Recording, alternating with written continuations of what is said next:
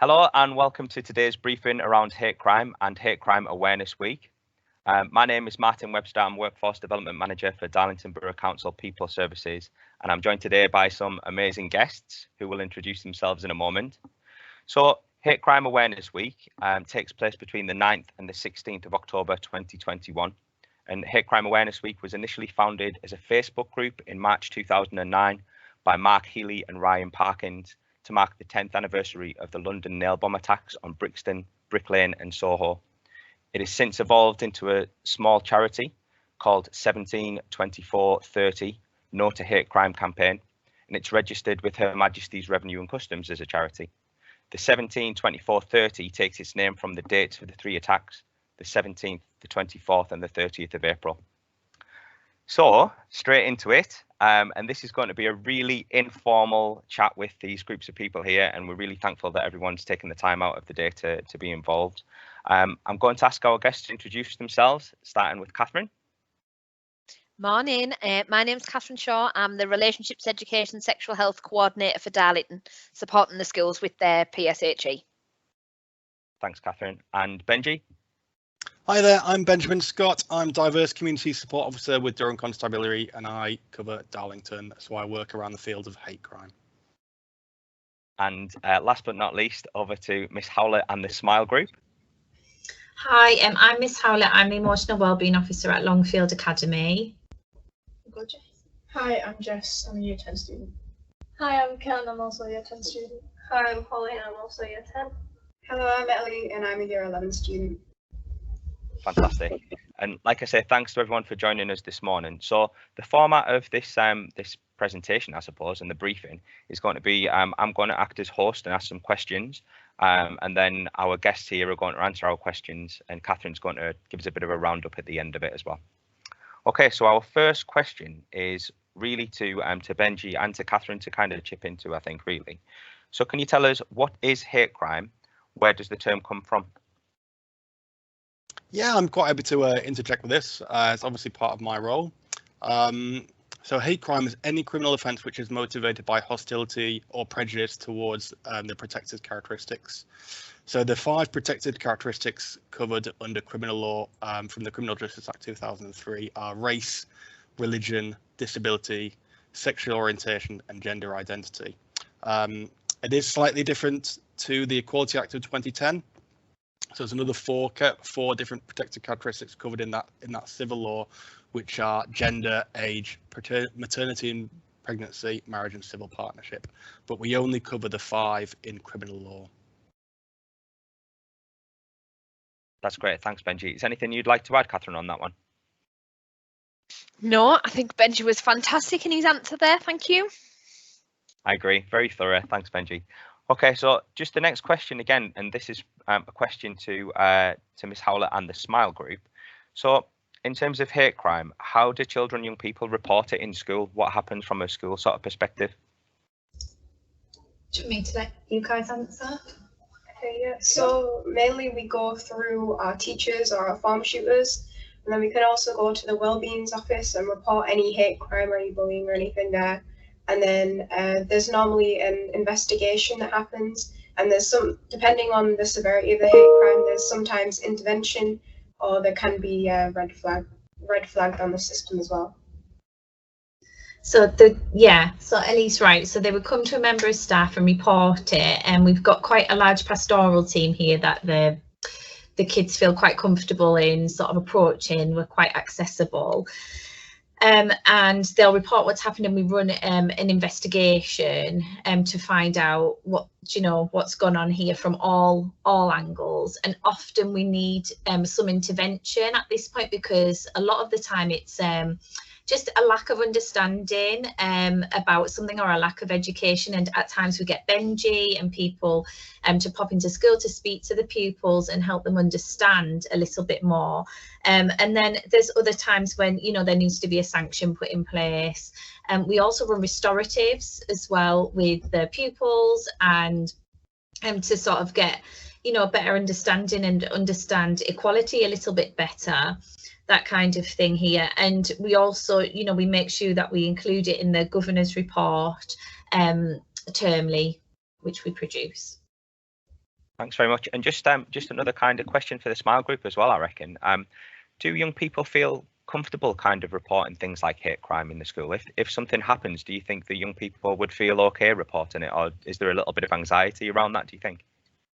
I think it depends on how well the students have a bond with certain teachers. If they feel like they can't really talk to anyone, some of them will be scared to talk to someone about it. I also think it sometimes depends on the person and if they've done something like this beforehand, because sometimes students usually fear it happening again, so sometimes they'll be reluctant to in case it makes it worse. That's a great answer. Thanks very much. Okay, so a question now, I guess, for Benji. So in terms of reporting it in general, how do we report it and who to? That's a good question. I think it's probably the most important question we have, and thank you for the Smile group for mentioning those really important points about victimization. That's certainly one of the barriers that we have for people reporting, and obviously we want to kind of support people everywhere. So in the case of reporting innocence to the police, you know, we've got to say this, you know, in an emergency where somebody's at risk of being hurt or harmed, that you need to ring that in to, you know, on the telephone to 999. It's really, really important that if, you know, we want to prevent people from being physically harmed. In the case where you want to report an incident that's occurred where there's no risk of harm, physical harm to somebody, you can report that on the telephone to 101. Durham Constabulary now also have a live chat function, which is through their website. So you can talk to somebody. It's like an app where you can kind of communicate through live chat, but I think that's only available between 9 AM and 6 PM. And to report hate crime, you've also got the online reporting function via True Vision called reportit.org, where you can literally fill out a form, explain what's happened. It'll go to your local police force. It's covered by all the police forces in the country, and I would suggest that's probably the best way of reporting hate crimes to your local police force, and it's available in around 100 different languages as well. Great, thanks, Benji. I'm just going to put the Smile group on the spot here again as well. Sorry, guys. Is there anything that we could do as kind of like organisations or as people really that are involved in this kind of thing? Is there anything we could do to make reporting better? I feel like we could have some education around reporting and like what you will benefit from it if you actually report being hate crime, because some people just leave it until it gets too much. And other people actually know they should report it. If we educate young people about actually reporting being hate crimes, then more people might actually talk up about it instead of keeping in the shadows about it. And I think some people do have quite bad misunderstandings of what hate crime is, or like what can class as hate crime. So there could be a lot more to cover in that area as well. Excellent, good answers.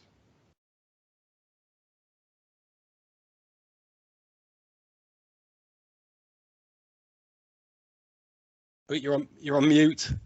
You were just muted there, Martin. It's that age-old thing, isn't it? I'm never going to get past the point of you're on mute. So I would just jumped in there while one of the guys from the Smile group was going to say something. Is there something that you would like to add?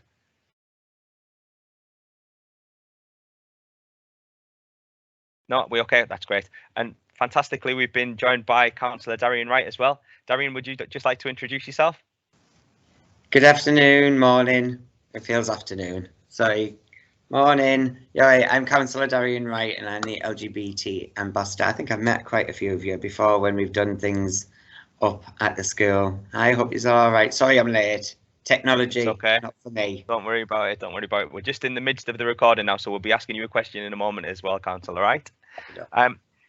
So next question is, and this is aimed at Benji and also probably to Miss Howlett as well, really. And if we start with Benji on this one, what happened after reporting for the victim and for the perpetrator of the hate crime?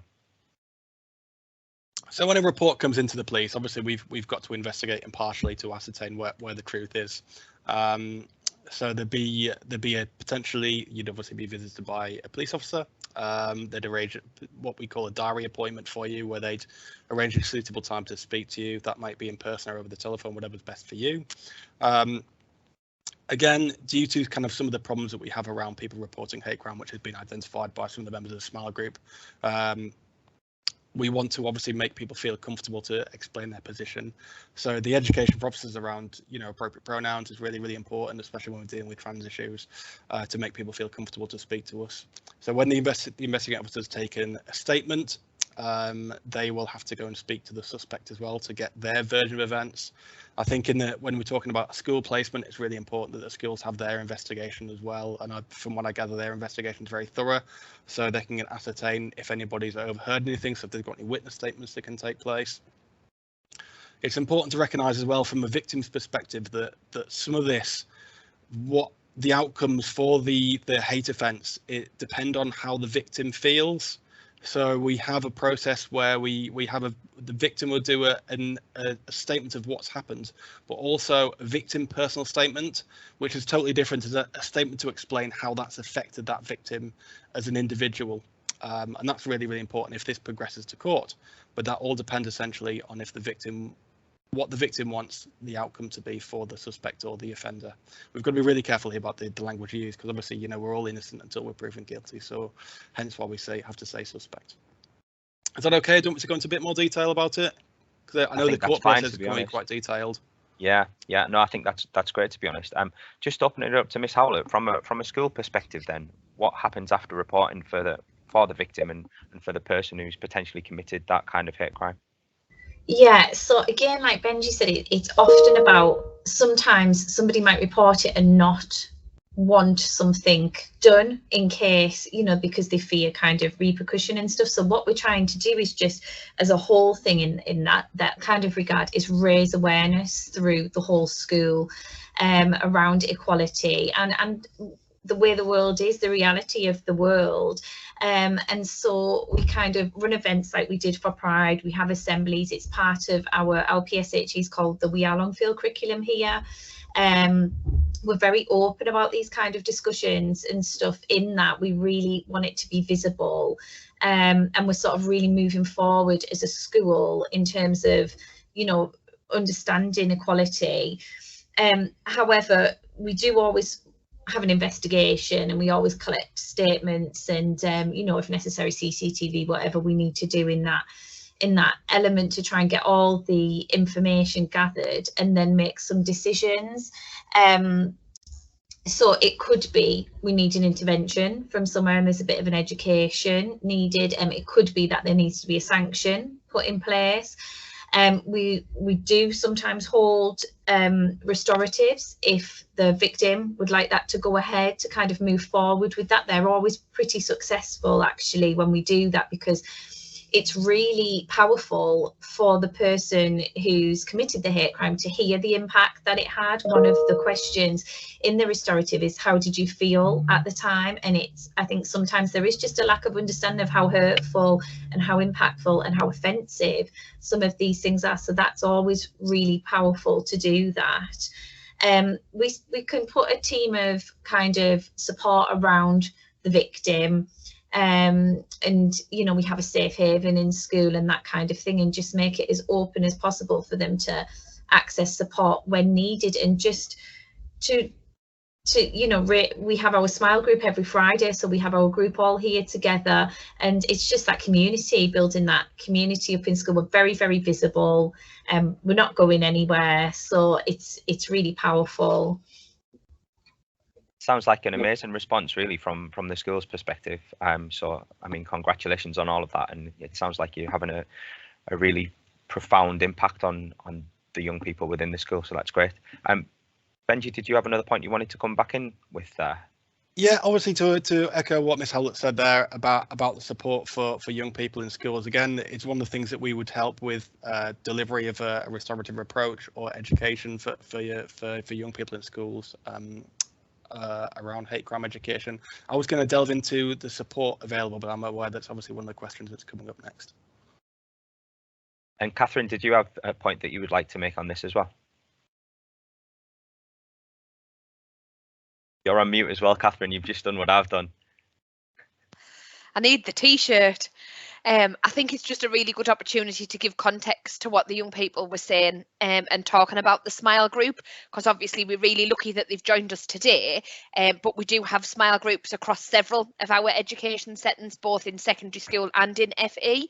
It's young people that have come together who are part of the LGBT community, but also friends and allies of the LGBT community, and we have some really successful work that's happening within our secondary schools and FE settings about that now. So if you do hear that reference to, or you see that around town and on posters and things, that is what they are doing. They're producing some fabulous resources this year, some staff CPD and training, and also writing policy that will change how things happen going forward as well. So thank you very much for coming today, and we look forward to seeing more of you.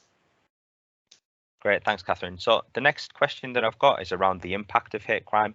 And this is an open question, I guess, for everybody, but we're going to start with Darian, if that's okay. So if you could just give us a little bit of an overview of what you feel the impact of hate crime may be.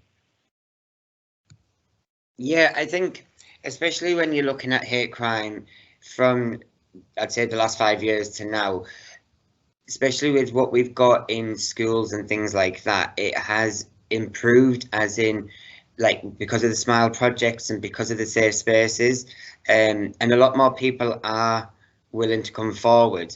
I know another councillor was in town and he actually reported a hate crime, and he even at the time didn't realise it was a hate crime and had to go to court, and it was about him standing up for himself but standing up for the community that he was in, and that was a big eye-opener for me as well, because it was over a couple of words that got said, but it made a really big impact on him and how he went out, and it really made me change my views of how it could really push for younger people. And I think this is why it's really important that the message there is, yes, people are going to say things, but if you don't report it and you're going to hide away, it's just going to make the issue worse. So like the SMILE project, you've got that open space, but it shouldn't be just about being in that one room. It should be all over. And I know Longfield going up there and even us dancing in the yard was a massive impact.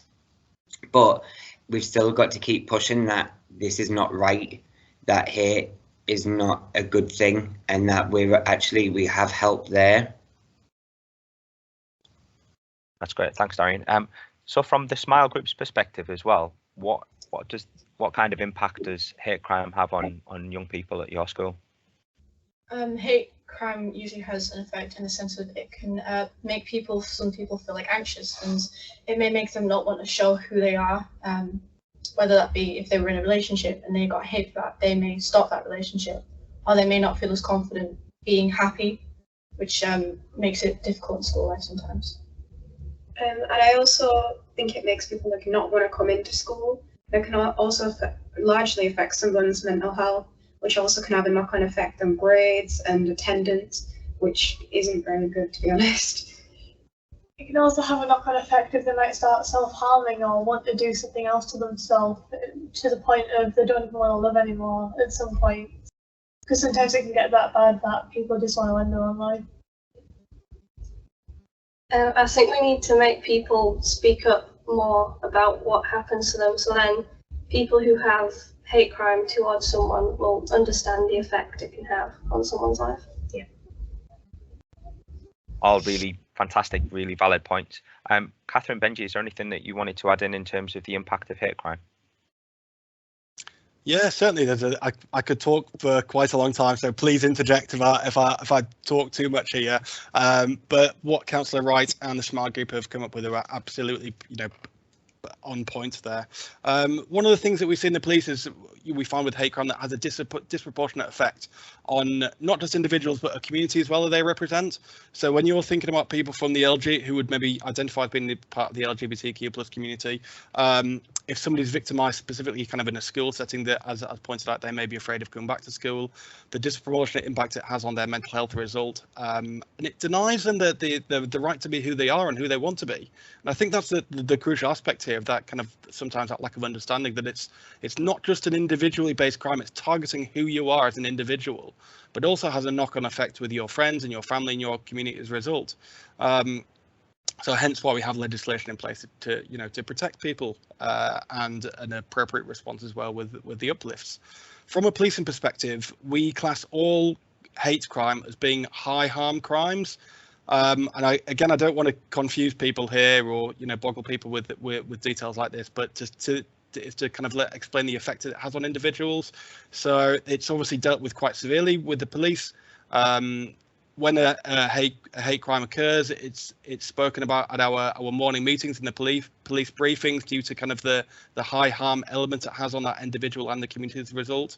From that, obviously the support's available through our victim crime, victim care service, and also kind of one-to-one support from myself. When you're looking at the effect of crime it has on individuals, it's already been mentioned about mental health and such forth. I'm there essentially to kind of identify some of these needs and to put in appropriate referrals to services and to work alongside the victim in all the crime through the process as well. Thanks, Benji. Is there anything you wanted to add on that, Catherine?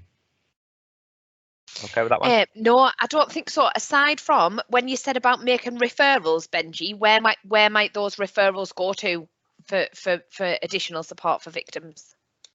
Yeah, okay, so the obviously primary one there it may be a GP, it may be something like mental health services, it could be through talking therapies, it could be through social groups and networks. There's a variety of things that happen in Durham, and I think sometimes when you don't know what goes on around you, you're not aware of what amazing services we have around us. We have some very specific services when we're looking at to like LGBTQ plus issues, for disability groups, and some of our kind of religious organisations that have some great support there available.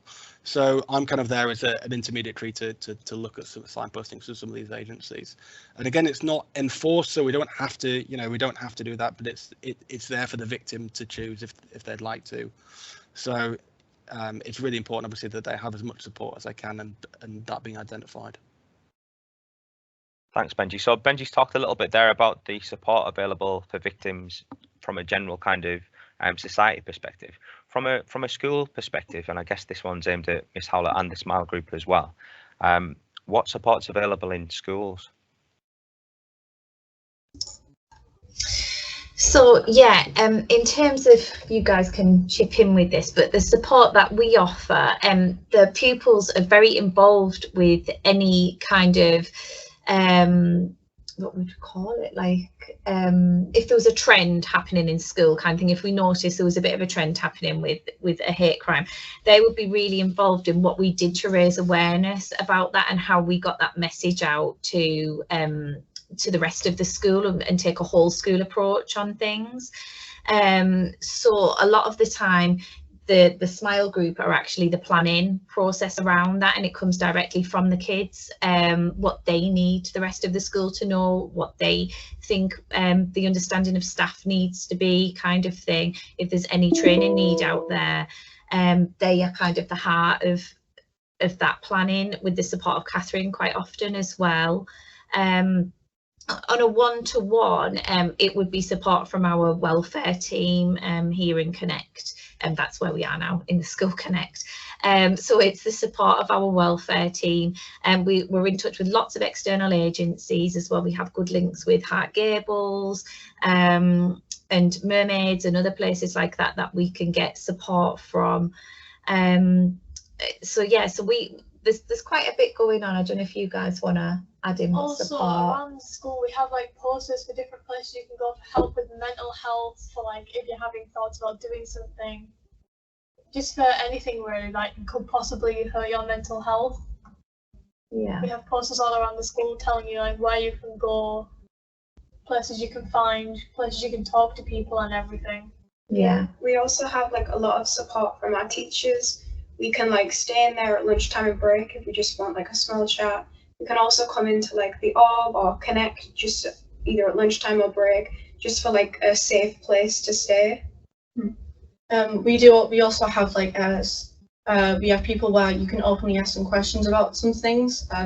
Like if you don't understand, there's also like we have displays around about like explaining different things. Like for instance, our LGBTQ display that we have. Yeah, so there's a lot of terminology on that, isn't there? So one thing we were finding was terminology was quite confusing sometimes for some pupils, and they weren't understanding, you know, what words they were using meant. So we created a display to explain some of that, just to clear some of that up and avoid them sorts of things happening. We also have our social media as well, don't we? So we have our Longfield Welfare social media, which we put a lot of kind of signposting on there of not just any hate crime really, or any mental health support on there of what our pupils or parents or community might find useful. I think that's a brilliant response, really, in terms of kind of the way that the school are kind of handling sorts of situations and dealing with situations, and the fact that you've got young people involved in the decision making, and you've got them kind of engaged and taking ownership of the decisions, and you go to young people first to ask their opinion on things. I think that's absolutely the way to go, to engage with young people and to get their views, because if it's issues that are happening to them within school, it's got to be them involved in that decision making, hasn't it, really? So fantastic approach, really. Benji, you've got your hand raised. Yeah, I just want to say exactly the same what you just said there, Martin. It's so good to hear, and it's really, really important to get that voice and have that voice heard. Absolutely, yeah. Okay, so next question, I'm going to aim this one to start with Darian, and then move over to the SMILE group as well. And it is what, and the SMILE group have mentioned some of this, I think, in what they're doing already in the school, in developing kind of the posters and the things online and the social media side. But what else can we do to raise awareness and prevent hate crime? So if we start with Darian on the first one. Yeah, I think I'm just going to go back to the comments that were made in the last question. When we sat down about setting up a SMILE project, it wasn't even us that called it the SMILE project, it was the young people. And it was, let's ask them what they want, what do they need? And myself and Catherine have sat in there so many times and walked out there with all these ideas being thrown at us because it was from them. And I think that's really important, that we're producing so much amazing response in our town, that it's looking after younger people who are coming up. And I think that was what was really important. I know obviously before the pandemic we lost obviously the year 10s and year 11s, and it was like starting over again because they went off to college, but then it was getting pushed into college as well. So it's really important that from our side of things, especially pushing it forward through council, it actually come from the young people. So that's really, really good. Yeah, again, like just everything you're saying, social media, from your posters, having presence at Pride, and making sure that this year when we did Pride, it wasn't just about going out on a Monday night and it was for adults. We had the daytime Pride for everyone. We had the Sunday Pride in the park for families. And it was just really important that we got it out there that it was for everyone. And there was a lot of young people there, especially on the Sunday, which was fantastic for us to see. And again, it's just pushing it out there that we're not going to be boxed off or put into a room on our own, and everyone should be equal. So young people need to have the applause for this, I think, because I think they're the ones really pushing for it. So well done. Fantastic. And from the SMILE group sort of perspective, is there anything else you think that that we should be doing as a society, and things that you guys could do in school as well that would raise awareness and prevent hate crime? I think one thing that would definitely help is just normalizing having your own identity and not being afraid to share that. Like whether it just be like when you introduce yourself, you know, you use pronouns to stop transphobia and some forms of homophobia, and just being like, oh, this is who I am, this is my identity. I'm not going to hide away just because you may not agree with some of my views. Yeah, and I think like to add on to that, we could also mainly introduce like pronoun checks sometimes, like throughout the years, just to make sure that people are comfortable with who you are addressing them as. And I think we could also like do more lessons focused around it, and especially a lot on terminology, because there's so many people who don't understand things, and that normally can lead to some hate crimes as well. I feel like we need to raise awareness about people who use they, them, or like he, they, and she, they. because people don't really understand, and people are constantly getting bullied for using pronouns that apparently aren't normal when that's what people feel comfortable with using. Like, some people will be told that their gender doesn't exist, that they can't be they, them, just because people don't think it's normal for society to have them pronouns. Yeah. Yeah, I think as well it's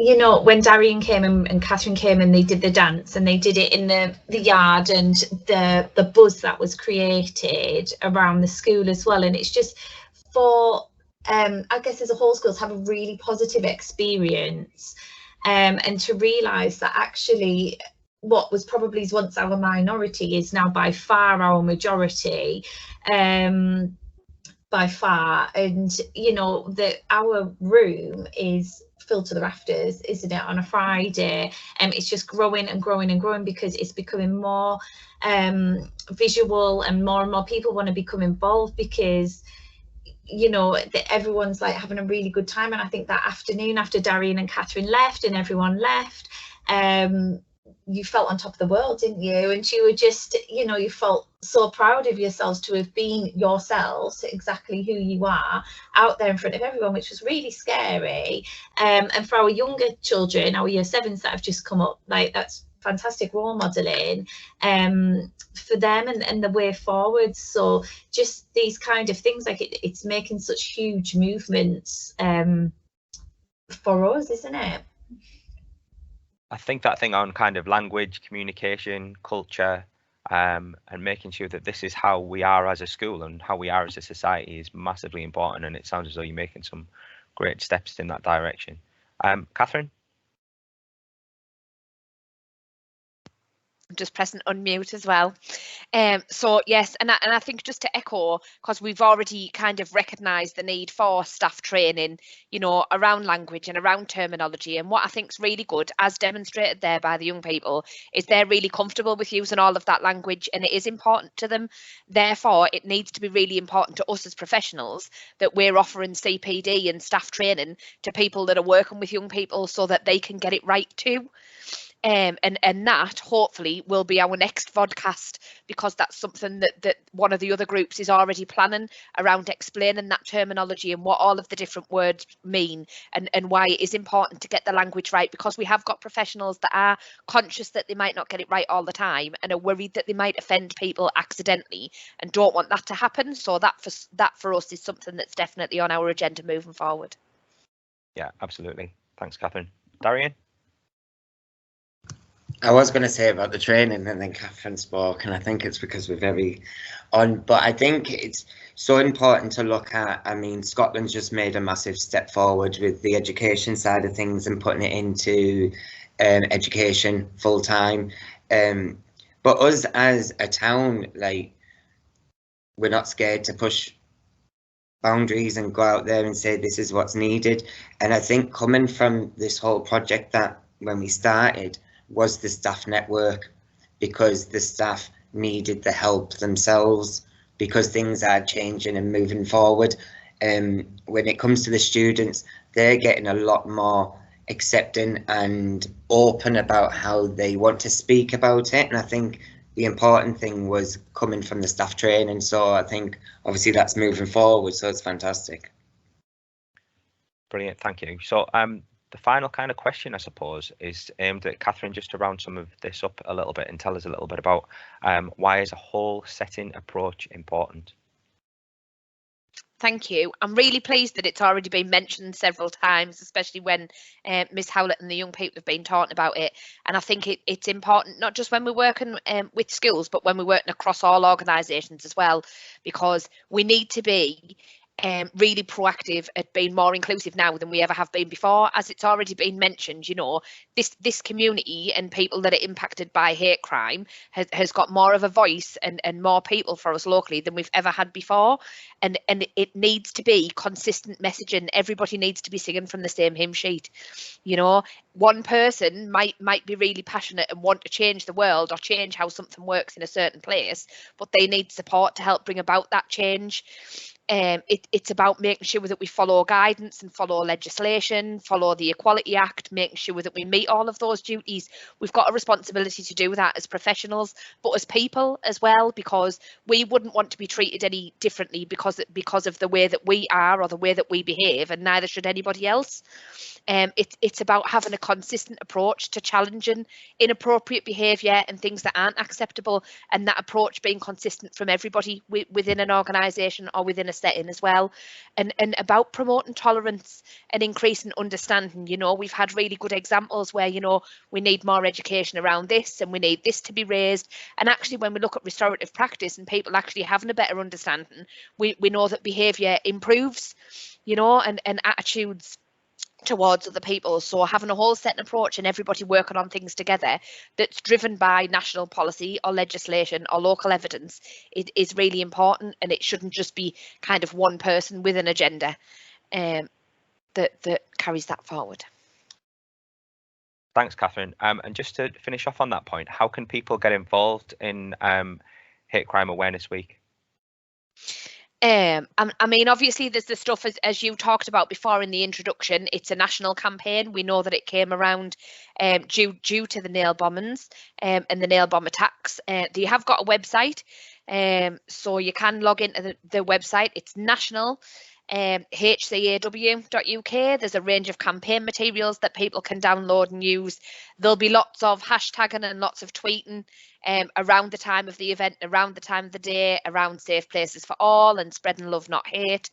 You know, people can have assemblies, people can look to produce some CPD, people can share this podcast with young people and with professionals, because actually it's a really nice overview of everything that we've achieved locally that we should be really proud of, but equally all of the things that people could still be doing to be really proactive. You know, use your social media, but there's lots of stuff that already exists that can help you to promote this agenda as well. Brilliant, thanks. And are there any final comments that that colleagues would like to kind of add in? So I'm going to start with Benji, and then we'll go with everyone else, and just to see if there's anything anyone wants to close with. Yeah, well, it's been a pleasure taking part. Again, it's about tolerance and acceptance. Is you may not agree with people, or you may not agree with something, but it's when you're airing your views negatively, you're targeting people, which is when you're breaking the law. And I think the easy thing is we need to be tolerant and acceptant of other people, and I think that's all it comes down to. That's one of our underpinning British values, is accepting and being able to be who we are. So that's what I'd like to end with. Thanks very much. Councillor Wright? Yeah, I totally agree. And I just think we've come such a long way as a town to even have some students from our high school speaking today on that with so many important points. First of all, like, well done for really raising a lot of those up, because your voices are heard. And it's really important for us that we can stand behind you and go, this is why we're doing it.